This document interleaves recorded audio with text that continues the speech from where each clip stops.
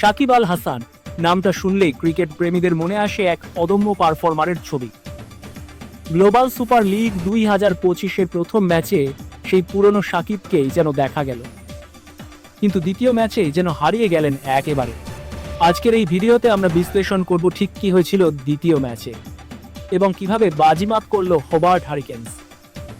প্রথম ম্যাচে সাকিব ছিলেন অসাধারণ, ব্যাট হাতে রান করেছেন, বল হাতে নিয়েছেন গুরুত্বপূর্ণ উইকেট। ক্রিকেট বিশ্লেষকদের চোখে তখনও মনে হচ্ছিল সাকিব ফিরে এসেছেন পুরনো ছন্দে। কিন্তু দ্বিতীয় ম্যাচেই যেন সব বদলে গেল।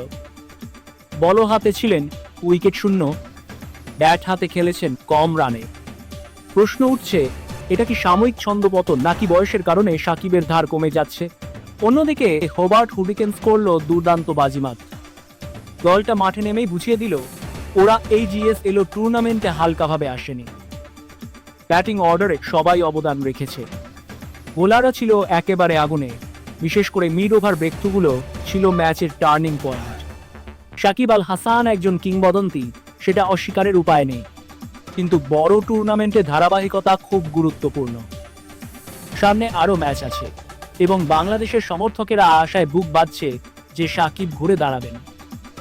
অন্যদিকে হোবার্ট হারিকেন্সের মতো দল যদি এমনই আগুনে থাকে, তাহলে জিএসএল 2025 হতে যাচ্ছে এক ভয়ঙ্কর জমজমাট tournament. Subscribe for more update.